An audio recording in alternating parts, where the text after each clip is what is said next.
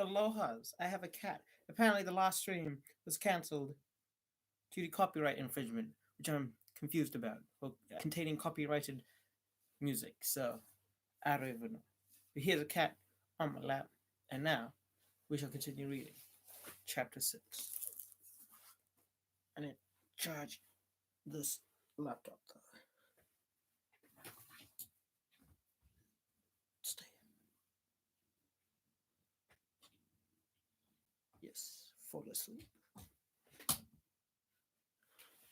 Excellent.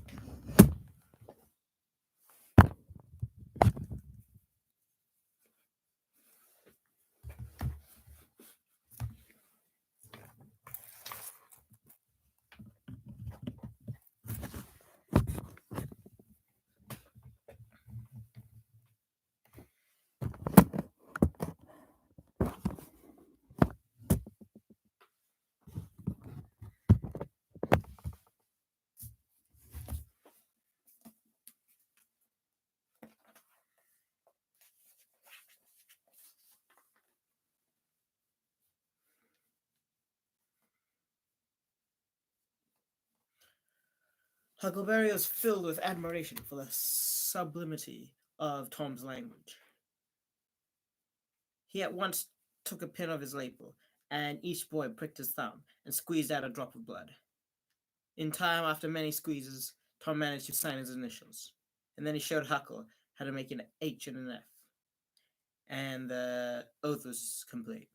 They buried the shingle close to the wall with some dismal incantations, and the fetters that bound their tongues were considered to be locked with, and the key thrown away. A figure crept steadily through the bark in the other end of the ruined building now, but they did not notice. Tom, whispered Huckleberry, does this keep us from ever telling? Always? Of course it does. We'd drop dead if we did. Don't you know that? Yes, I reckon that's so.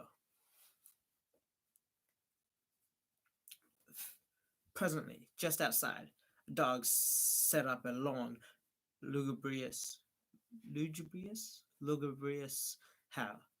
Boys clasped at each other suddenly, in an agony of fright. Which of us does he mean? Guessed Huckleberry.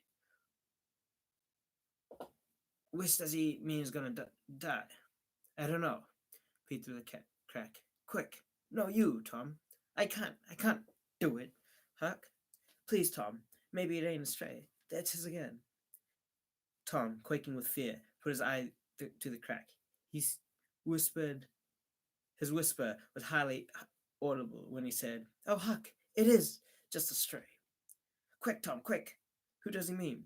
Huck, he must mean us both. We're right together. Oh, Tom, I reckon we're goners. And I reckon there ain't no mistake about it. I'll go to where I'll go to. I've been so wicked.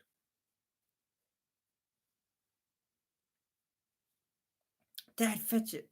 I might be being good, like said, if I'd tried.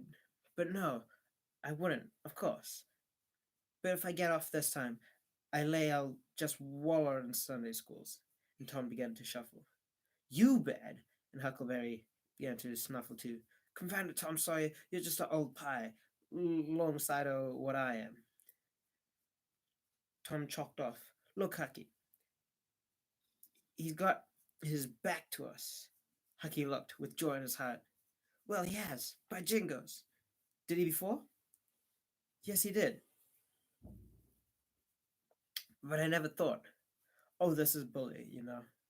Now, who can he mean? The howling stopped. Tom pricked up his ears. Shh, what's that? Sounds like hogs grunting. No, somebody's snoring, but Tom. I believe it's down the other end. The spirit of adventure rose in the boys' souls once more. Hucky, do you dast to go if I lead? I don't like to much, Tom. Suppose it's Injun Joe. Tom quailed. But the temptation rose up strong again, and the boys agreed to try it.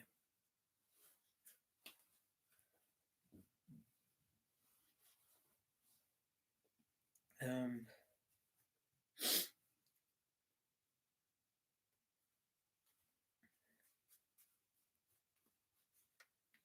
with the understanding that they would take to their heels if the snoring stopped. If the snoring stopped. So they went tiptoeing stealthily down. When they got in within 5 steps of the snorer, Tom stepped on a stick, and it broke with a snap. The man writhed, writhed.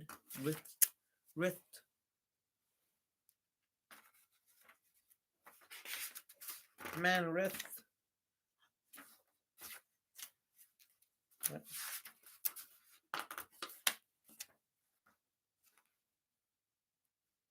I can't turn a page. The man writhed a little, and his face came into the moonlight. It was Muff Potter. The boys' hearts stood still when that man moved, but their fears passed away now. They tiptoed out through the broken withering board and stopped to exchange a parting word. The long howl rose through the night's air again. They turned and saw the strange dog standing a few feet of where Potter had been lying, and facing Potter, with his nose pointed heavenward. "Oh, Greamy, it's him!" exclaimed the boys under a breath. "Say, Tom, they say a stray dog come howling around Johnny Miller's house about midnight 2 weeks ago. There ain't anybody dead there yet." "Well, I know that, and suppose there ain't. Didn't Gracie Miller fall in the kitchen fire and burn herself terrible in the very next Saturday?" "Yes, but she ain't dead. She's getting better." "All right, you wait and see. She's a goner, just as sure as Muff Potter's a goner." And they separated. When Tom crept in his bedroom window at the night was almost spent. "Ah, ah, why are you biting me? What the heck, man?"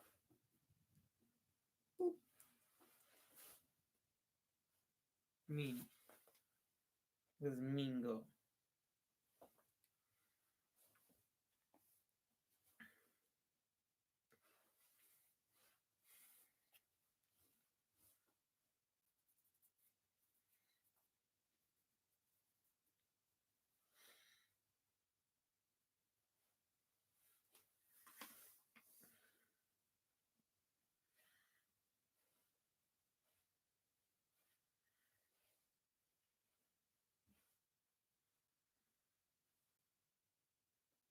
Then they separated.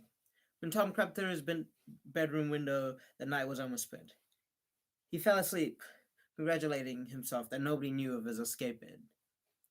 He was not aware that the gently snoring Sid was awake, and had been for an hour. Then Tom awoke. Sid was dressed and gone. There was a late look in the light, and he was startled. Why had he not been called prosecuted till he was up as usual? The, the, the thought filled him with bodings. Within 5 minutes, he was dressed and downstairs, feeling sore and drowsy. The family was still at the table. There was no voice of rebuke, and there were averted eyes. There was a silence in the air of solemnity that struck a chill to the culprit's heart. He sat down and try to seem gay, which is uphill work. It roused no smile, but no response. After breakfast, his aunt took him aside, and Tom almost brightened in the hope he was going to be flogged. It was not so. His auntie wept over him and asked how he could break her old heart so, and finally told him to go on and ruin himself and bring her gray hairs with sorrow to the grave, for it was no use to her to try any more.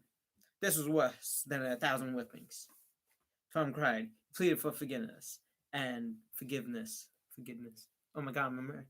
He pleaded for forgiveness, and when he received his dismissal, was too miserable to even feel revengeful towards Sid. He moped to school, gloomy and sad, and took it as flogging for playing hooky the day before, with the air of one whose heart was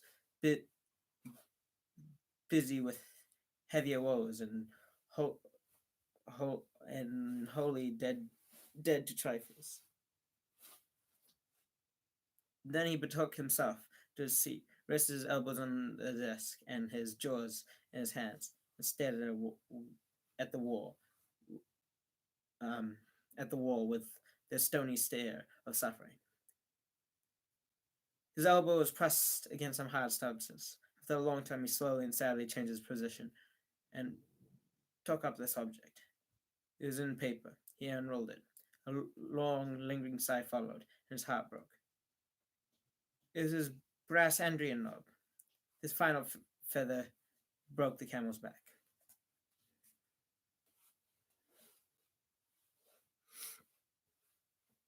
He's a mean one, this one. Why are you biting me, huh? Why are you biting me? I just want to pat you.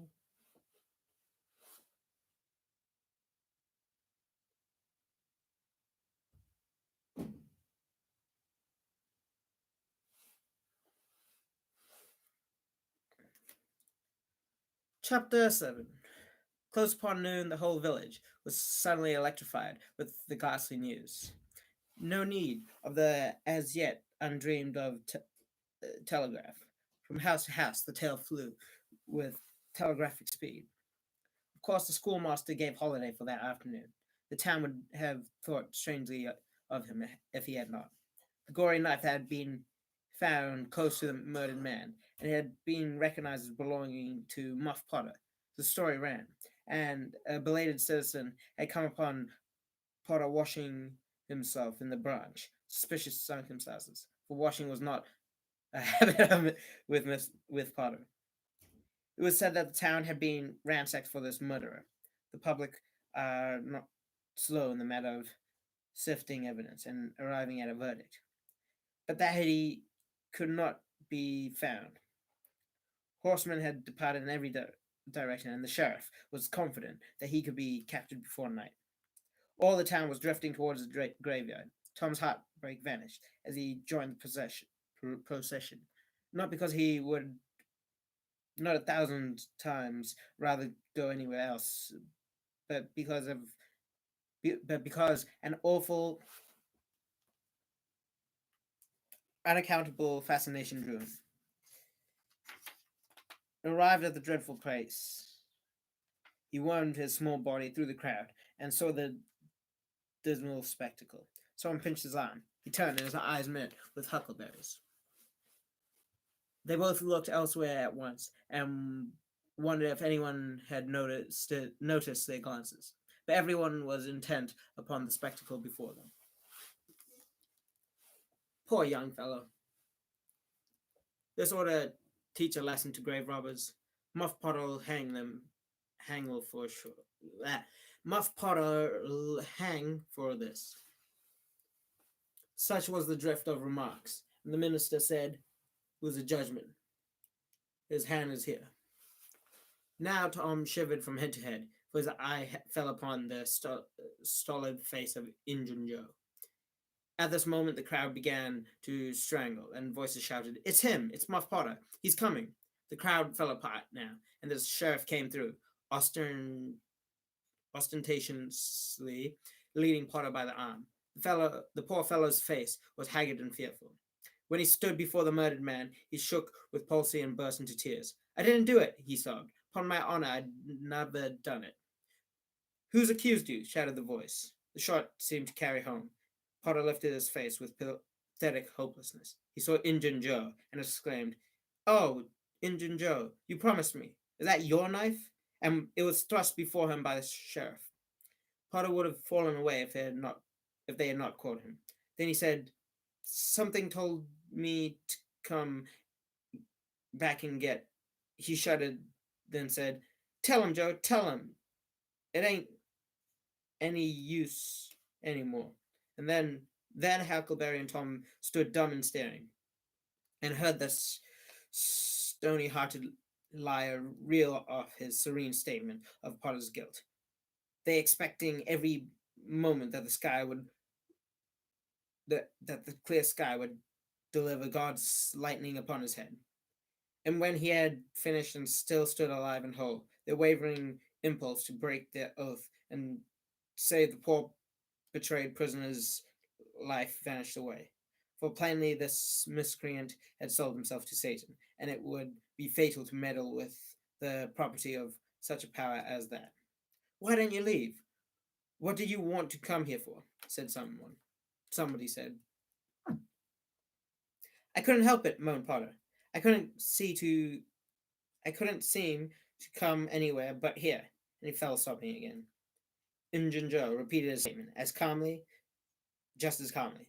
A few minutes afterwards, afterward, at the inquest, under oath, he was now become, to the boys, the most balefully interesting object they had ever looked upon, and they could not take their fascinated eyes from his face.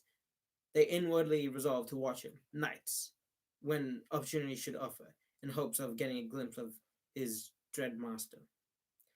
Tom's fearful secret disturbed his sleep for a week after this, and at breakfast one morning Sid said, Tom, you talk in your sleep so much that you keep me awake. Tom blanched and dropped his eyes. It's a bad sign, said Aunt Polly gravely. What you got on your mind, Tom? Nothing. Nothing to I know of. But the boy's hand shook so that he spilled his coffee. And you do talk such stuff, said Sid said. Last night you said, it's blood, that's what it is. And you said, don't torment me. So, I'll tell. Tell what? Everything was swimming before Tom. There is no telling what might have happened now. But luckily, Aunt Polly came to Tom's relief without knowing it. She said, Shoo! It's that dreadful murder. I dream about it most every night myself. Sometimes I dream it's me that done it. Mary said she had been affected much the same way. Sid seemed satisfied. After that, Tom complained of toothache for a week and tied up his jaws every night. His distress of mind wore off gradually, and the toothache grew irksome and was discarded. Every day or two, Tom watched his opportunity and went to the little grated jail window and smuggled such small comforts through to the murderer as he could get hold of. The jail was a trifling little brick den that stood in a marsh the end edge of at the edge of the village, and no guards were afforded for it. Indeed, it was seldom occupied. These offerings greatly helped to ease Tom's conscience.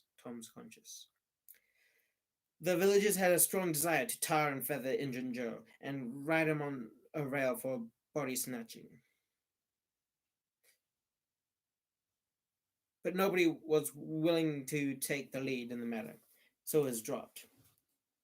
He had been careful to begin both his inquest statements with the fight without confessing the grave robbery that preceded it. Therefore, it was deemed wisest not to try the case in the courts at present. When Tom's mind found a new weight, then Tom's mind found a new and weighty interest. Becky Thatcher had stopped coming to school. She was ill. What if she should die? Tom began to hang around her father's house nights and feeling miserable. He no longer took an interest in war, and he put his hoop away and his bat. There was no joy in them anymore. His aunt was concerned. She began to try all manners of remedies on him. She was one of those people who are infatuated with patent medicines and all newfangled methods of producing health or mending it. The water treatment was new now, and Tom's low condition was a windfall to her. She had him out at daylight every morning, stirred him up in the woodshed and deluged him with cold water. And then she scrubbed him down with a towel like a file. Then she rolled him up with a wet sheet and put him away under blankets until she sweated his soul clean. Notwithstanding all this, The boy grew more and more melancholy and pale. She added hot baths, sitz baths, and shower baths. The boy remained as dismal as a hearse.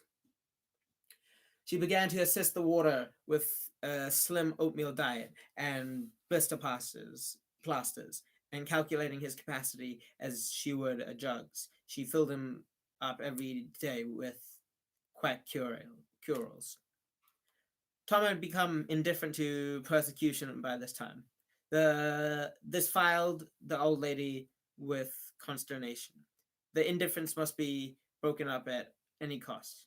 Now she heard of painkillers for the first time. She ordered a lot, tasted it, and was filled with gratitude.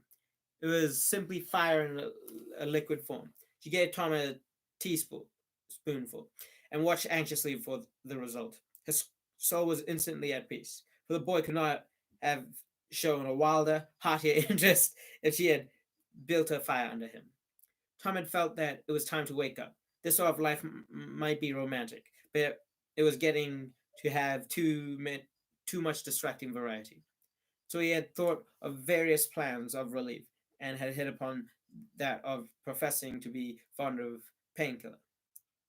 He asked for it so often that his aunt ended up by telling him to help himself and quit bothering her. He watched the she watched the bottle clandestinely and found that the medicine did really diminish. But it did not occur to her that the boy was mending the health of a crack in the floor with it. One day, Tom was dosing the crack with his aunt's yellow cat when his aunt's yellow cat came along, purring, eyeing the teaspoon avariciously, and begging for a taste. Tom said, "Don't ask for it unless you want it, Peter." But Peter signified that he did want it. "You better make sure." Peter was sure. "Now you've asked for it, and if you find you don't like it, you mustn't blame anyone but yourself." Peter was agreeable. So Tom pried his mouth open and poured down the painkiller. Peter sprang a couple of yards in the air and delivered a war whoop and set around the room, banging against the furniture and upsetting flower pots. Next, he rose on his hind feet and pranced around in a frenzy of enjoyment, his voice claiming happiness.